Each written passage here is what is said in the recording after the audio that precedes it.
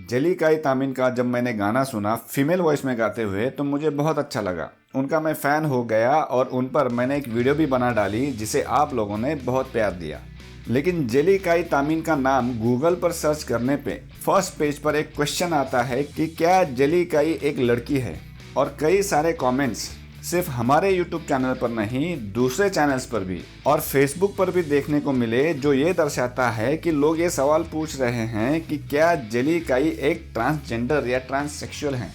तो इस वीडियो में दो कम्प्लीटली डिफरेंट टॉपिक्स पर हम बात करने वाले हैं। एक है सेक्स वर्सेस जेंडर और ट्रांसजेंडर वर्सेस ट्रांससेक्सुअल, और दूसरा टॉपिक है mainland India versus north east India. पहले हम देखेंगे जेंडर वर्सेस सेक्स। तो ज़्यादातर लोगों को जेंडर और सेक्स के बीच का फ़र्क ही नहीं पता होता है। सेक्स यानी लिंग, मेल या फीमेल, और हिंदी में पुल्लिंग या स्त्रीलिंग। तो यहाँ पर सेक्स या लिंग का मतलब हुआ कि किसी इंसान का क्रोमोसोम्स है, हार्मोन्स है और इंटरनल या एक्सटर्नल सेक्स ऑर्गन्स है, वो मेल का है या फीमेल का है। अब जेंडर क्या होता है? जेंडर का मतलब हुआ कि कोई व्यक्ति, चाहे उसके शरीर में किसी भी सेक्स के क्रोमोसोम्स हो, हार्मोन्स हो या इंटरनल या एक्सटर्नल सेक्स ऑर्गन्स हो, लेकिन वो व्यक्ति अपने आप को मेल, फीमेल या कुछ और आइडेंटिफाई करता है तो उसका जेंडर वही होता है।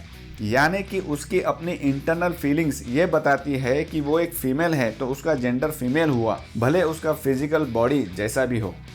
अब बात करते हैं ट्रांसजेंडर क्या होता है। तो जब हम पैदा होते हैं तो डॉक्टर्स और फिर हमारी फैमिली हमारे शरीर के आधार पर हमें एक सेक्स असाइन करते हैं। बोलते हैं कि लड़का हुआ है या लड़की हुई है।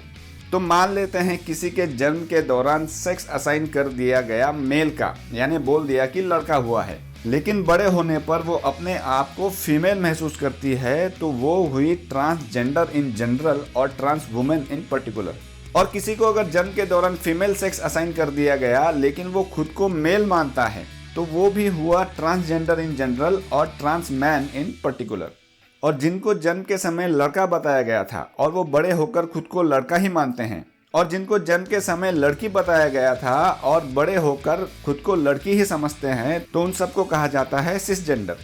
तो ट्रांसजेंडर का ऑपोजिट होता है सिसजेंडर, जिसे लोग नॉर्मल कहते हैं, जबकि ट्रांसजेंडर लोग भी नॉर्मल ही होते हैं। सिर्फ समाज को उनको देखने का नजरिया बदलना चाहिए, और जितना सम्मान एक सिसजेंडर व्यक्ति को मिलता है उतने ही सम्मान के हकदार ट्रांसजेंडर लोग भी होते हैं। और ट्रांससेक्सुअल व्यक्ति वो होते हैं जो अपने आप को मेडिकली, हार्मोन थेरेपी द्वारा या सेक्स रीअसाइनमेंट सर्जरी द्वारा मेल से फीमेल या फीमेल से मेल में ट्रांसफॉर्म हो जाते हैं। लेकिन इनको ट्रांससेक्सुअल नहीं कहा जाता, और कहना भी ठीक नहीं है, क्योंकि वो अपने आप को ट्रांसफॉर्म कर चुके हैं तो वो अब सिर्फ एक मेल या सिर्फ एक फीमेल है।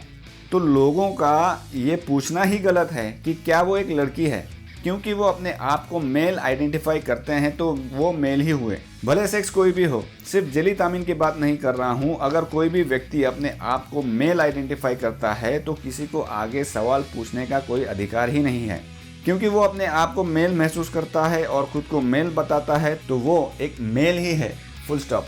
और जहाँ तक मेरा मानना है जेलिकाई तामिन एक सिसजेंडर मेल हैं, क्योंकि अगर वो एक ट्रांसजेंडर मेल होते तो बचपन में उनके परिवार और उनके रिश्तेदारों में उनको फीमेल आइडेंटिफाई किया जाता। अब दूसरा टॉपिक जिसे जानना इक्वली इम्पोर्टेंट है, उसके बारे में बात करने से पहले ये ऐड करना चाहूँगा कि जेलिकाई एक नॉर्मल व्यक्ति नहीं है। वो एक टैलेंटेड मेल सिंगर हैं जो मेल और फीमेल दोनों के वॉइस में बहुत अच्छा गाना गा सकते हैं। अब एक कम्प्लीटली डिफरेंट टॉपिक पर बात करते हैं, लेकिन रिलेटेड टू जेलिकाई, क्योंकि वे अरुणाचल प्रदेश से हैं। तो टॉपिक ये है कि ज़्यादातर मेनलैंड इंडियंस को नॉर्थ ईस्ट इंडियंस के कल्चर के बारे में नहीं पता होता है। देखिए, नॉर्थ ईस्ट इंडियंस के लोगों का टेस्ट अलग होता है, स्टाइल अलग होता है और फैशन अलग होता है। तो एक हैंडसम मैन का कैरेक्टरिस्टिक मेनलैंड इंडिया में अलग हो सकता है और नॉर्थ ईस्ट इंडिया में अलग हो सकता है, क्योंकि मेनलैंड इंडियंस ज़्यादातर वेस्टर्न कल्चर या वेस्टर्न फैशन को फॉलो करते हैं, जबकि नॉर्थ ईस्ट इंडियंस का अपना अलग कल्चर होता है और वो ज़्यादातर ईस्टर्न कल्चर और फैशन को फॉलो करते हैं, जैसे कोरियन या जापानीज।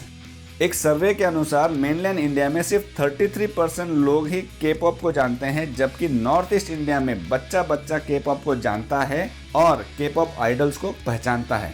और पूरे विश्व में सबसे ज़्यादा फेमस के पॉप ग्रुप है BTS।